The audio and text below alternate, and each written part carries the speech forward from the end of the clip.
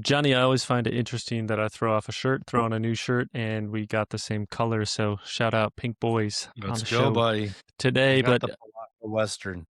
want to give a shout out, Dr. Hugh. Thanks for your comment this week about the Valley Isle. We're going to take a moment and we're going to walk through Valley Isle Resort in Kahana. We're going to explain some of the things going on, walk you through some of the solds, explain what's going on with the beach erosion, some of the rental numbers, that kind of thing. See if it makes sense for people in today's market. We had a client that was under contract last year, decided to cancel, and has since put that on hold. So just a little behind the scenes, a little deeper dive into Valley Isle. But what we really want to communicate to you is if you have questions, comments, concerns, something you want us to look into further, that's what we're here for. We'll put together a video, we'll throw it out there, and might help you, and hopefully it helps some others as well. So the Valley Agreed. Isle, Johnny. Yeah, man. So fond memories here. Valley Isle, even though hotel zoned, was an active long-term rental for a lot of people. In fact, my friend Mm. Jerome's grandma lived there and he lived there with her. So I would pass out there a lot after a night of partying when I was a young man. Direct ocean front, incredible views. You can't build that close to the ocean anymore. And in Kahana Bay, we don't know how the earth changes, but maybe they shouldn't have built so close to the ocean back then, because the big deal about all those hotel zoned condos in Kahana Bay is they're losing beach, right, to beach erosion. And I know it at a high level because my daughter was 2 years old when we lived at Sands of Kahana. I remember that beach, taking her down there. I taught her to swim in that pool so that she could swim in the big pool at the beach, which is the ocean, right? So Valley Isle, positive things. I mean, they did a bang up job with all that commercial. And right now, I don't know why all that commercial is not filled, because you have a ton of Lahaina businesses and restaurants that are still looking for space that they can continue to operate. Much like right next door, Beach House is now Captain Jack's, and they were a popular restaurant at the wharf in Lahaina. So I do remember seeing the commercial being up for sale. When we go through the condo docs, you can see that they spend close to $11,000 in fees that they're paying to the AO. So it is a moneymaker in that regard. And it's gorgeous. You and I just walked through it while you were here. I hope you post those videos that we did so that others can see what we're talking about and see the beach that we're talking about there. Yeah, and this is the commercial space within the lobby. There's a few separate entities, and it's a lot of commercial space. So hopefully it Yep. turns into an asset and a resource to the community. Because Kahana is cool, man. I mean, you have this kind of, often skipped over, but there's a lot there. I mean, you got great sushi across the street. You got Dolly's Pizza. I Captain mean, they're Jack's is the Captain local Jack's. watering hole now, man. Those guys were smart. They went in and completely refigured up the beach house. They put a gigantic bar there. So, you start out the night classy there at Captain Jack's, drinking at that bar, and you stumble across the street to Dolly's and you end up the night there just smashed around 1:30 at night. Right. Huge parking lot at Valley Isle, more than ample parking, which is a real big positive here in Hawaii. The one thing that you have to know about the Valley Isle is that there used to be Maui Muscle, a gym that was on the complex. In fact, in the way past, there used to be a restaurant there called Kahana Keys that I worked at way back when. But when they redid the lobby and everything, there was a gym there on premises, and it was a local gym to where you paid it monthly and you went and you enjoyed it. And there was a fire in the gym, and so that burned. And then they got a settlement from the insurance company and pocketed the money. And so the fight with the AOAO against this gym is they wanted money for the fire. And the AOAO feels that they should have got the insurance funds to take care of their space there. And that's been going on for about 10 years. So anytime there's active litigation, it affects financing. So that shrinks the pool of potential buyers. I can get you financing there, but it's just funky. It's going to be like DSCR loans, which is where we're going to use rental income. It's not going to be your conventional Fannie Mae financing. And because of that, that tends to turn people off a bit. We were involved in that with a client last February, and we told them from the very beginning. And so their strategy was, well, we're going to use our home bank right alongside you, John, and see if we can get them done. And we were like, that's not a good idea. These banks in the mainland do not like to touch short-term vacation rentals because they're considered so risky, because it's a toy, basically. So if you can't pay your bills and pay your mortgage at home, you're definitely going to stop paying on the vacation rental condo. That's just the way that it goes. So she ran through it, and unfortunately for her, she ended up paying for 2 appraisals and all these different things, and then pulled the plug in the end because her bank at home said, "Oh, we heard there used to be some timeshare in there. We can't do the loan." Mhm. It was a bummer.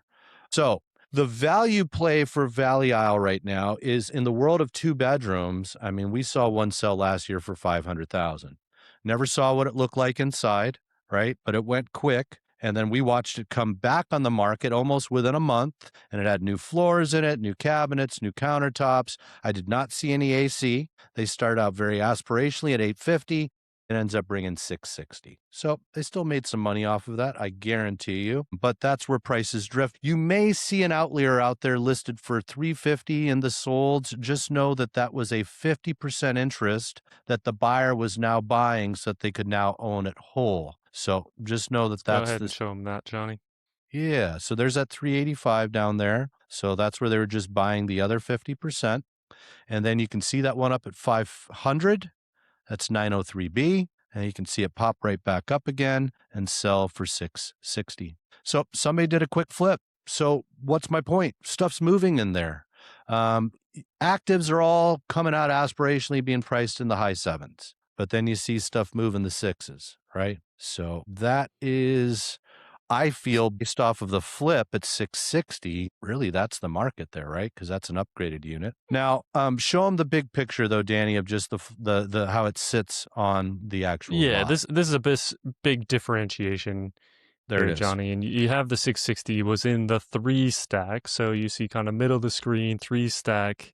You're sort of set behind the other part of the building, kind of off to the side, if you will, versus this 4, 5, 6, 7, 8, 9, 10 is, I mean, we kind of call that cruise ship living. It's direct, it's straight right there. on. I mean, you feel like you're right on or in or next to the water. Pretty fantastic. So you do see kind of going back to these, I mean, the 903B, the flip was in kind of that behind complex, whereas the 408 that sold for 750, that's kind of up front. So you do start to see the difference in the pricing and the view and the location. So let's talk about the 1, 2, and 3 stack. I mean, you're still going to get ocean views. You'll get beautiful views. However, you're also looking at Sands of Kahana, which sits next to you. So it's more of kind of a tunnel view between complexes. Another thing, and this is just humans, right? But especially the 3 stack there, you have what you have that you're looking at on that side for all the other complex, the other stacks there.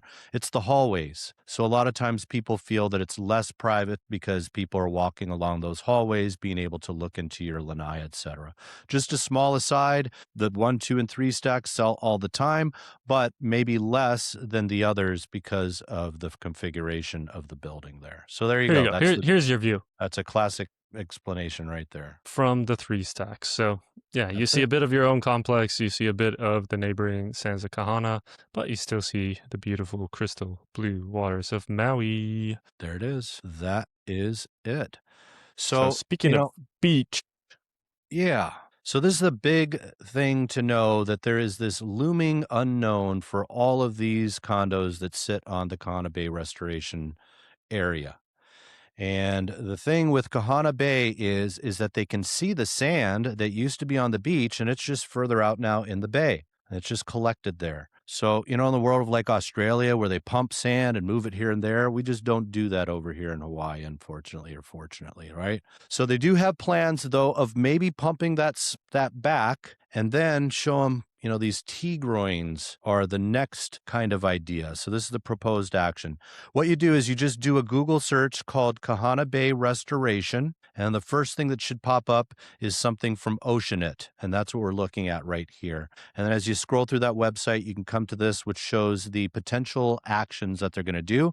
So show them that picture there, though, Danny. That's what they want to bring it back to, is the picture with the beach, right? So this is what the fantasy is to bring all that back right there. And that would be awesome. And the values would go through the roof when it happens. So now we can show them the T-groins.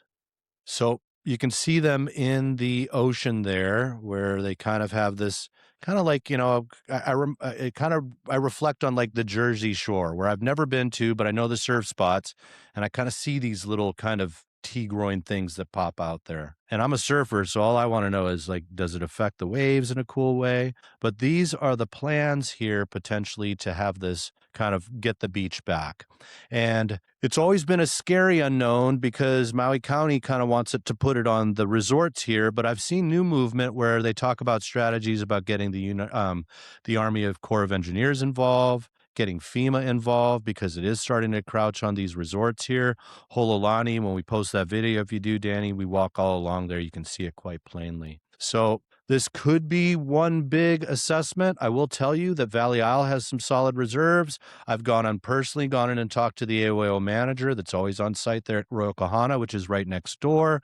They have reserves for this that they feel that they can deal with it. When's it going to happen? We don't know. Things move like molasses here on Maui. So that is something you definitely need to be aware of. It may cost some money in the future to get this done, but when it's done, it's going to be amazing. And then let's talk about the money that these generate here. So the unit that we were involved in had been a timeshare, so there was no rental income to be spoken of. And it was in that same B stack there. It was just at the high 10 floor. Yeah. So this is a breakdown called a performa. So this is Maui Paradise Properties making a very educated guess in 2024, was it, Danny?